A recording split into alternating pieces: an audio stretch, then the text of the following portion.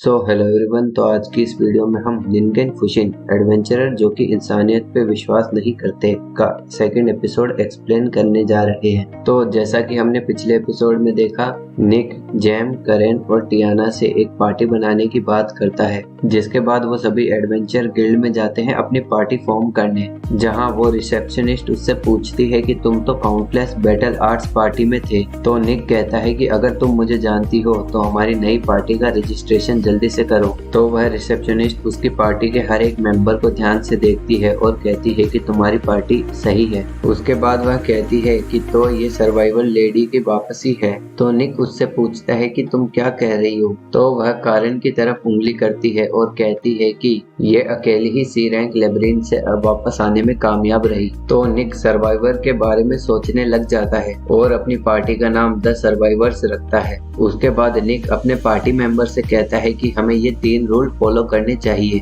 जिसके हिसाब से फर्स्ट रूल है कि कोई भी दूसरे की हॉबीज में इंटरफेयर नहीं करेगा। सेकंड रूल है हमें हमारे फंड्स पर अच्छी नजर रखनी चाहिए और थर्ड रूल है कि हमेशा जिंदा वापस आने की कोशिश करनी चाहिए। यह सुनने के बाद निक कहता है कि मैंने काउंटलेस बैटल आर्ट से सिर्फ एक ही चीज सीखी है कि भरोसा कोई ऐसी चीज नहीं है जो तुम किसी और पर छोड़ सकते हो। भरोसा ऐसी चीज होती है कि तुम बिना किसी पर शक किए अपना काम करते रहो। तो करेन, क्या तुम मुझ पर ट्रस्ट करती हो? तो वह कहती है कि मुझे नहीं पता, किसी पर भी भरोसा करना बहुत ही मुश्किल काम होता है। तो निक जवाब देता है कि इसलिए आज से हम एक दूसरे पर बहुत ज्यादा डाउट करने वाले हैं और अंधाधुंध किसी पर भी विश्वास नहीं करेंगे। उसके बाद अगली सुबह वो एक लेबिरिंथ में जाते हैं ताकि वो अपने ग्रुप की रैंक बढ़ा सके। तभी निक सबसे कहता है कि हमारा ग्रुप अभी जी रैंक पर है, इसलिए हमें सिर्फ 3 ही लेबिरिंथ में जाने की परमिशन है। लेकिन अगर हमने इनमें से 2 लेबिरिंथ के बॉस को हराकर क्लियर कर दिया तो हमें एफ रैंक मिल जाएगी। तभी उन्हें लेबिरिंथ में चलते चलते एक स्लाइम मिलता है और निक उसे देखकर कहता है कि हर एडवेंचर का ये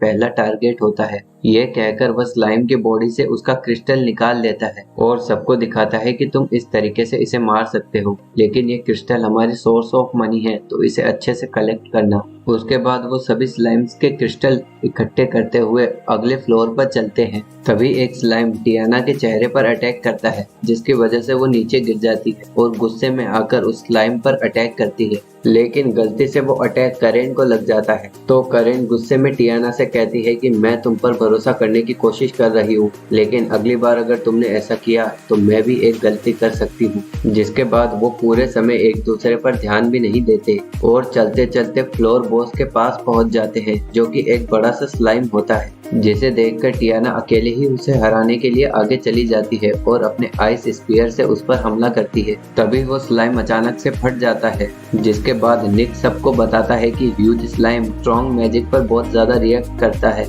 तो टियाना जवाब देती है कि अगर तुमने मुझे ये पहले बताया होता तो मैं अपने आप ही सब कुछ संभाल लेती।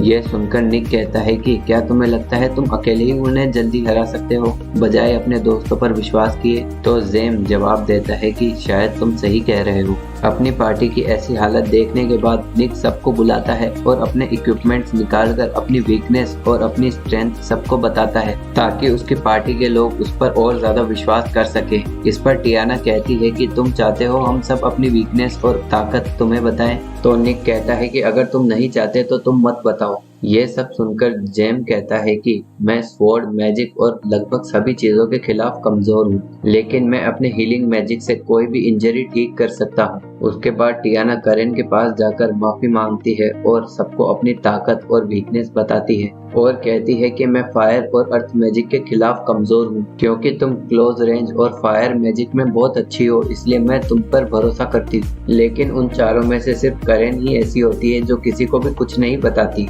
उसके बाद वो सभी गोब्लिन फॉरेस्ट में जाते हैं ताकि वो कुछ गोब्लिन्स को मारकर पैसे कमा सके। जिसके बाद वो सभी बहुत से गोब्लिन्स को मारते हैं और उन्हें मारने के बाद टियाना अपने मैजिक सर्च की मदद से बहुत से गोब्लिन्स का पता लगाती है। ये देखकर निक उससे पूछता है कि तुम ये सब कैसे देख पा रही हो? तो टियाना जवाब देती है मैं 3 किलोमीटर की रेडियस तक अपनी मैजिक एनर्जी डिटेक्ट कर सकती हूँ। तभी अचानक से टियाना को बहुत ज्यादा स्ट्रॉन्ग मैजिक एनर्जी दिखाई देती है। ये सुनकर निक कहता है कि वो जरूर एक ओगर होगा, जो कि एक हॉब गॉब्लिन का इवोल्यूशन होगा, जो कि बहुत स्ट्रॉन्ग होता है। अगर हमने उसके सामने एक भी मिस्टेक की तो हम में से किसी की भी जान जा सकती है। तो अब मुझे बताओ तुम क्या चाहते हो, कि हम वापस चले जाएं या फिर उससे लड़ाई करें, लेकिन हमारे यहाँ पर भागने का भी कोई मतलब नहीं होगा। अगर हमने उसे अभी छोड़ दिया तो वो बाकी गोब्लिन्स के साथ मिलकर एक बड़े नंबर में ओगर और हॉबगोब्लिन्स को बना लेंगे, जिसके बाद वो आसपास के लोगों और गांवों पर हमला करने लगेंगे। और सबसे जरूरी बात, इससे हम बहुत ज्यादा पैसे कमा सकते हैं। ये सुनकर टियाना कहती है कि जहाँ तक मुझे याद है, ओगर मैजिक के खिलाफ बहुत ज्यादा ताकतवर होते हैं, तो मैं अपने मैजिक से सिर्फ उसका ध्यान भटका सकती हूँ,